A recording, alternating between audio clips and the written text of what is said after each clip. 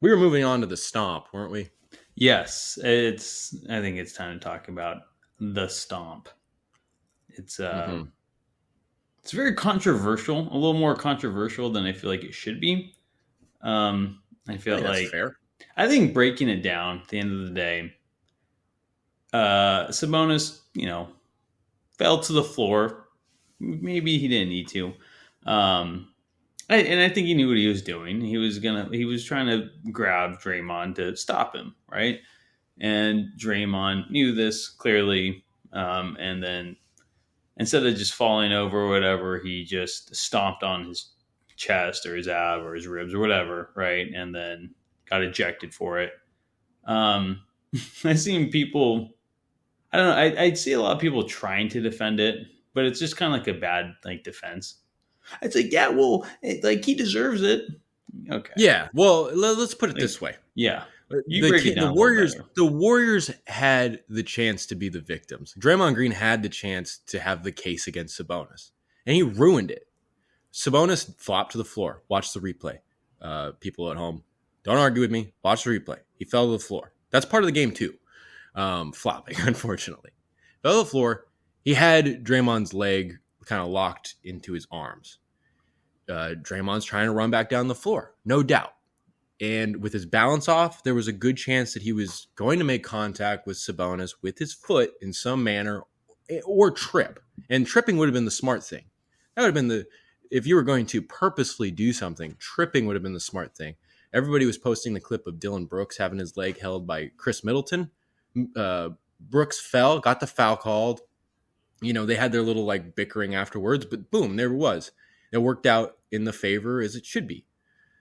But Draymond ruined it all by making an accentuated, emphatic, every movement like so forced in his, demonstrative stomp on Sabonis. And then like the little like bounce off. It was just everything was going the Warriors' way in terms of like, yeah, okay, he definitely shouldn't be grabbing the guy's leg.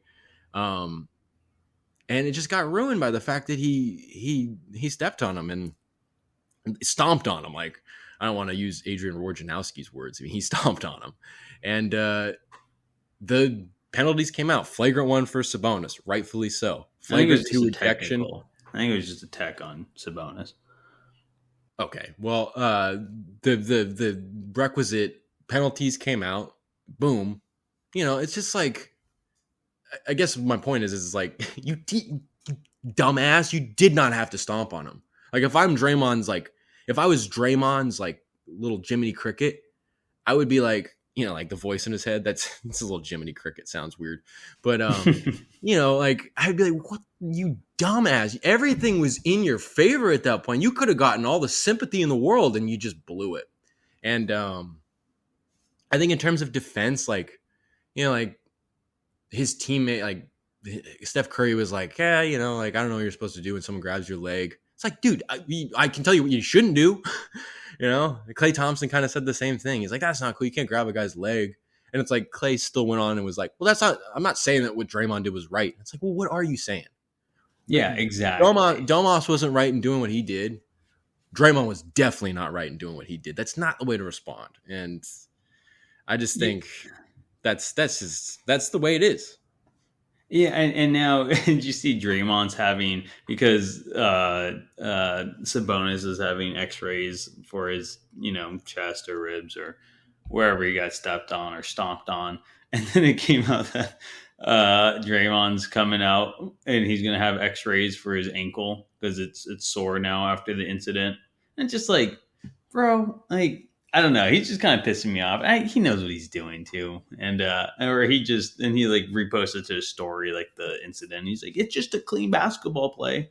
I'm just like, oh, God, he's just pissing me off. And it's like, you know what? He's triggering me, and he's exactly what he's trying to do. He's trying to be a little troll. Yeah. He knows what he's doing, and it's working. Yeah. And that's why he's who he is, right? But I don't know. It's just like, I just as a objective man, I feel like I am, and also a subjective Kings fan.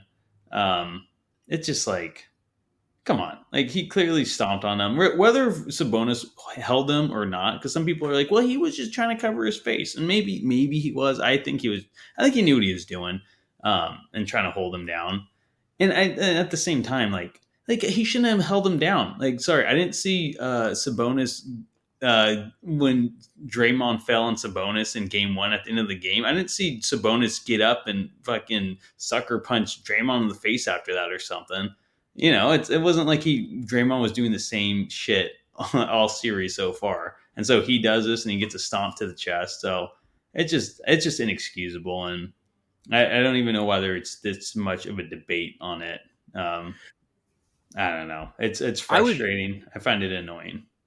I totally agree, and I would say that this you could turn a corner here and take a very very not I wouldn't even say like an optimistic light on the Kings. Like I'd say the Kings showed a lot about their character here, because that happens, and like I think Mike Brown was like, yeah, it was definitely a flagrant two. He didn't really touch on it too much. Fox kind of didn't really touch on it too much either post game. He just said like that shouldn't happen. And then Sabonis initially was like, whatever, like this is the playoffs. This is what it's all about, which I thought was a great answer. And then after the game, he just kind of noted, he's like, yeah, that doesn't have he probably watched the replay. He was like, yeah, that doesn't have a place in the game.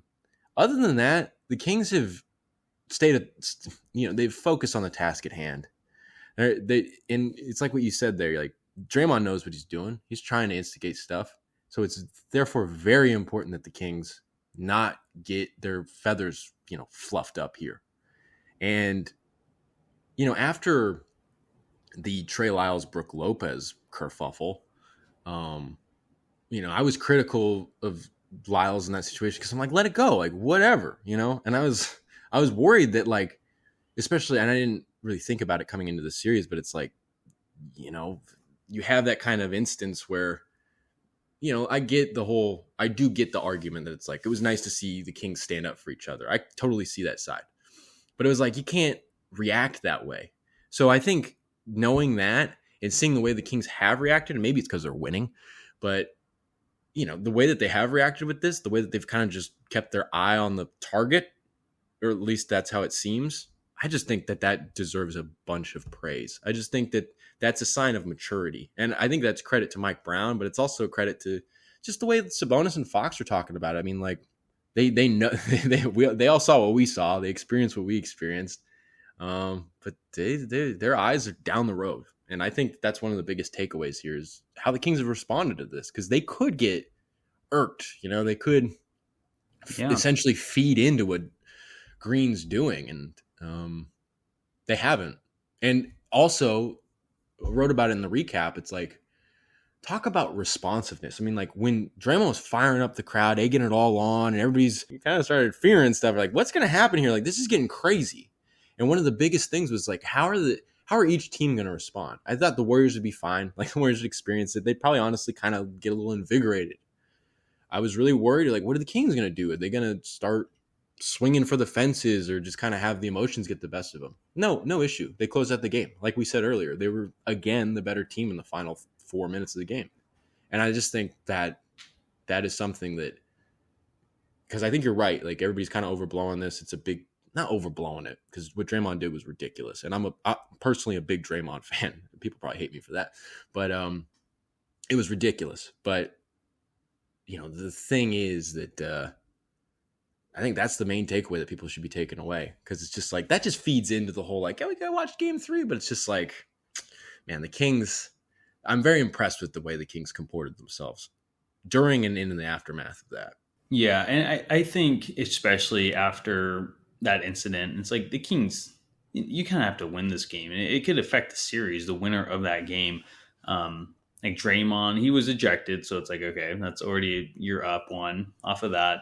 You have to defend Sabonis, and you need to get this win. Draymond's firing up the crowd. If the Kings lose that game on Monday night, you lose a lot of confidence in that series, because you should have won it. You needed to defend Sabonis and take advantage of Draymond getting ejected, and it just felt nice that they were able to go out and do it, because the Warriors, I mean, after that incident, Sabonis missed his free throws and Steph made the technical, and then I think Gary Payton II hit a 3 after that to tie the game up, like right after. So I'm like, oh shoot, like the Warriors actually might run away with this, because the Warriors got fired up by it too. And I don't know. I honestly, I feel a lot better about this series after winning that game, and I would have felt a lot worse about it if they had lost. I think it was a very pivotal moment, and I could see the Kings really coming out with this victory after that too, especially going up 2-0 after that as well. They took care of business, and they didn't let anything get out of their reach. They kept everything contained, and that was just terrific. I mean, Yeah. it seemed precarious there. It was kind of I called it a 1-point swing after that because of the Curry free throw and Sabonis' 2 misses, Mm-hmm. plus the tie. It was precarious as hell, and guys just kind of assumed the right position, and they took care of things.